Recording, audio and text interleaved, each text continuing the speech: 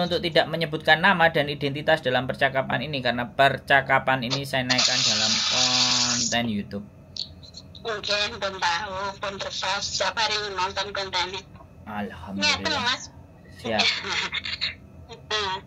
Tadi dapat SMS kan? Bisa nggak proses? Kira-kira Sampean ulangi lagi. Ya aku bingung iki HP ini tak walik soalnya. Jadi gak ketok HP ini. Ngeten. Kan ada adik, kan dia baru US kan 2 bulan. Terus dia dapat majikan, alhamdulillah dapat majikan baik, gitu kan. Niatnya majikan mau menjadikan dia resmi. Kira-kira bisa nggak? OS-nya 2 bulan. Iya, baru 2 bulan. Terus ada majikan mau ngejeng dia. Iya, dijadiin resmi gitu loh. Jadi resmi. Maksudnya mau ngejeng lah, tapi posisinya dia OS gitu kan. Iya. Ya nggak apa-apa ya, pulang Indonesia loh. Oh, pulang Indo. Kira-kira bisa nggak? Ya nggak gitu loh, kan dia OS gitu loh. Kalau ini butuh bicara saya sama bojoku berani apa enggak. Tapi memang jelas majikannya bawa sendiri kan? Iya, bawa sendiri majikannya. Dia makan tanya gitu loh. Saya terus dia adik saya tanya sama saya, ya nanti saya tanya sama Mas Sandro. Mas Sandro kan juga agent. Saya bilang gitu. Harusnya bisa. Alasan overstay-nya apa?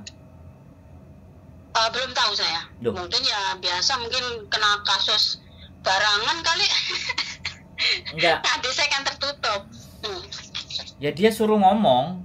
Kalau kayak gini kan pihak ketiga, jadi kita nggak bisa mengorek OS-nya karena apa, seperti apa, dan bagaimana nanti kita memperjuangkannya sama imigrasi, memprosesnya lagi juga kayak gimana. Kalau kita nggak bisa dapat cerita dan kronologisnya dia,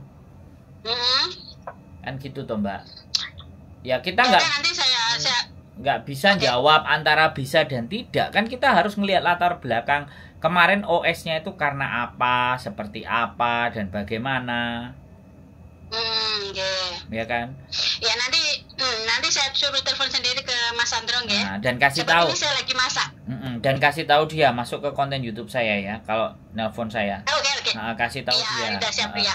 Oke. Terima kasih Mas. Oke, sehat selalu. Bye-bye. Assalamualaikum. Waalaikumsalam. Oke teman-teman, jadi SMS-nya adalah selamat malam Mas Andrew. Selamat siang. Ada teman OS 2 bulan. Terus ada majikan yang mau mengubah status OS ke resmi, bisa nggak ya? Nah ini mengubah itu kan bingung, ngejeng. Jadi majikannya ada majikan yang mau ngejeng supaya dia jadi CC-nya. Jadi kayak gitu ya teman-teman. Jadi ini sekali lagi saya pernah memproses anak yang hampir overstay, yang sudah overstay, bukan hampir, sudah overstay kisaran 4 hari kalau nggak 2 hari ya, 2 hari overstay ya kan. Kemudian kita bawa ke imigrasi, lapor dulu bahwa kita overstay begini, tapi ini ada majikan yang mau. Nah ketika ada majikan yang mau ya otomatis artinya ya sudah diproseskan sama agennya. Agennya kan nggak ngerti anak ini OS apa-apa. Agennya ini kan hanya bantu dia untuk memproses antara majikan dan CC. Jadi seperti itu. Dan ini OS-nya sudah hampir 2 bulan. Nah, macam-macam persoalan ya. Jadi tapi menurut saya interesting ya. Saya menarik, saya senang ya mendengarkan kasus dan masalah. Itu sebenarnya saya bukan orang yang ketika dikasih kasus masalah terus ngamuk, terus mangkel. Yang bikin saya ngamuk dan mangkel itu sebenarnya bukan di masalahnya. Tapi ketika kalian menghadapi masalahnya ini menye-menye, nah ini yang saya nggak suka. Kalian yang tertimpa masalah, harusnya kan kalian yang menghadapi. Saya ini ikut bantu mikir. Solusinya kemana, arahnya bagaimana, seperti apa. Saya kan bantu diskusi, ngobrol. Supaya kalian itu punya kekuatan, kalian tahu walaupun saya salah itu tidak semerta-merta saya salah 100% gitu loh. Ada hal lain yang masih bisa saya perjuangkan. Nah itu loh yang ingin saya bahas. Kok kayak jadi pengacara ya. Terus jelas-jelas salah cik ngeyel ngeles supaya hukumannya jauh lebih ringan. Nah lebih pasnya itu dibilang kayak gitu loh. Nah yang menjadi saya males ketika bercerita solusi dan masalah. Lah yang bertanya ini logikanya nggak nyampe, masih takut, masih khawatir nanti kejadian gini dan gini dan gitu. Artinya kan masalah itu tidak benar-benar terprediksi dengan kalian. Dalam mengambil sebuah putusan kemarin dalam melakukan sesuatu itu tidak dipikir berulang lagi supaya tidak terjadi persoalan dan masalah. Ya. Mungkin jawabannya ya saya kan nggak menyadari itu besti. Nah makanya kita harus belajar.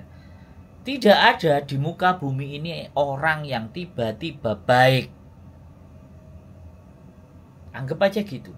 Orang yang benar-benar baik itu anggap tidak ada. Sisakan di dalam benak kita itu 10% negatif thinkingnya. Ingat ya saya ngomong 10%, 20% itu paling banyak negatif thinkingnya. Supaya sebagai bentuk kewaspadaan. Nah kadang-kadang kita itu tidak menyadari tentang hal itu. Nah itulah yang menjadikan persoalan. Di saat kita itu tidak sadar, masalah itu muncul. Makanya untuk menjadikan sadar sepenuhnya, mindfulness, menyadari kondisi dan keadaan kita, itu gak semua orang bisa. Jadi pertanyaan mendasar seorang filosofi itu, siapa Anda? Untuk apa Anda diciptakan di muka bumi? Untuk apa? Atau mau apa Anda diciptakan di muka bumi? Dan kemana? Ya kan? Setelah kehidupan kalian itu kalian mau ngapain? Ngapain setelahnya? 3 pertanyaan mendasar. Siapa Anda? Kenapa Anda dilahirkan di muka bumi? Terus kalau sudah lahir di muka bumi, selanjutnya mau bagaimana? Pertanyaan itu sangat mendasar sekali.